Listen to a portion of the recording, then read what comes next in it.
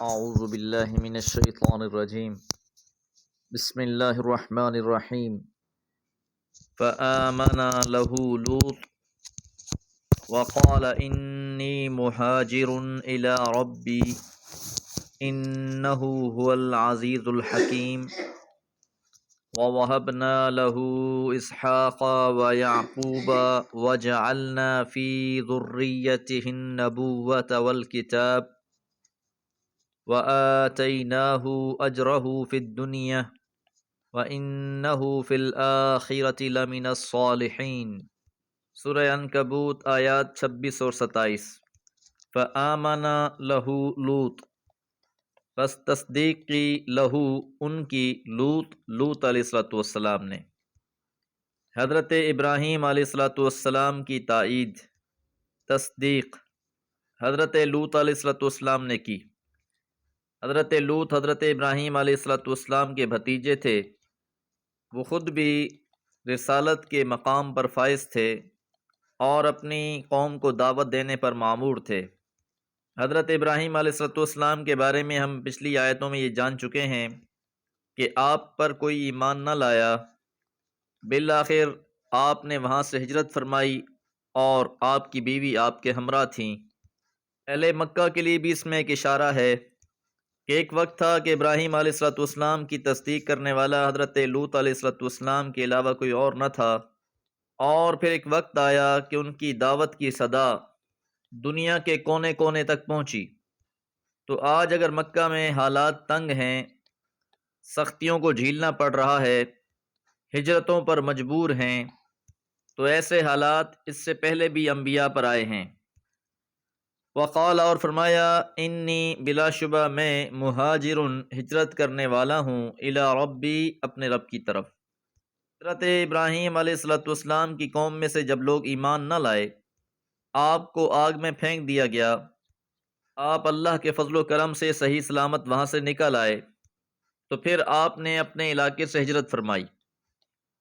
انہ، بلا شبہ وہ اللہ تعالی، هو العزیز، وہ خوب غالب، الحکیم، اور حکمت والا ہے، کہ اگرچہ حالات موافق نہ تھے، لیکن رب پر یقین کہ وہ ہر چیز پر غالب ہے اور اس کی حکمتیں خوب ہیں، اور وہ اپنی قدرت سے راہیں کھول دے گا۔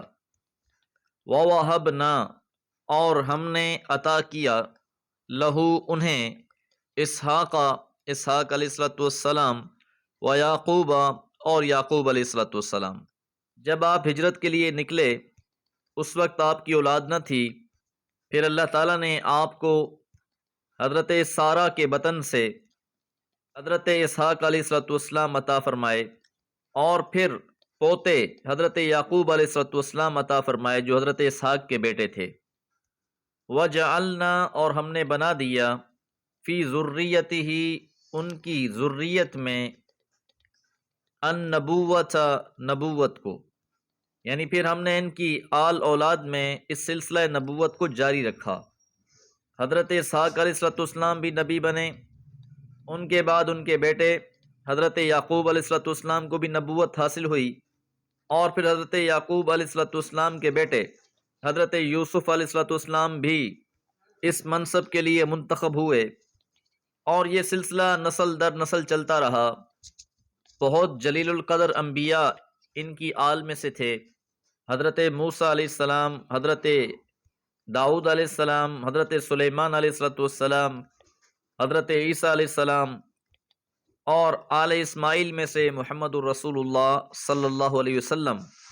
تو اس لیے اللہ تعالیٰ یہ بات ارشاد فرما رہے ہیں کہ نبوت اور کتاب والکتاب، یہ دونوں چیزیں اللہ تعالیٰ نے آپ کی ذریت میں رکھ دیں۔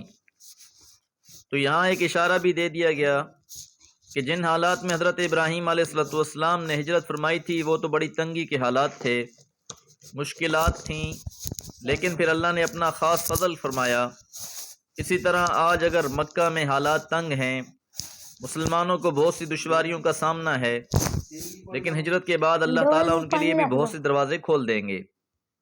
وَآتَيْنَاهُ، اور ہم نے ابراہیم علیہ السلام کو عطا کیا، اجرہ، اس کا صلہ، فی الدنیا، دنیا میں بھی، وَإِنَّهُ اور بلا شبہ وہ فی الآخرتی آخرت میں بھی لمن الصالحین نیکوکاروں کے زمرے میں ہوگا۔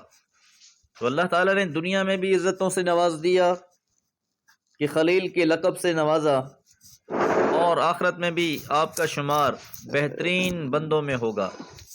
دعا ہے اللہ تعالیٰ ہم سب پر بھی اپنا خصوصی کرم فرمائے۔ وما علیہ الا البلاغ۔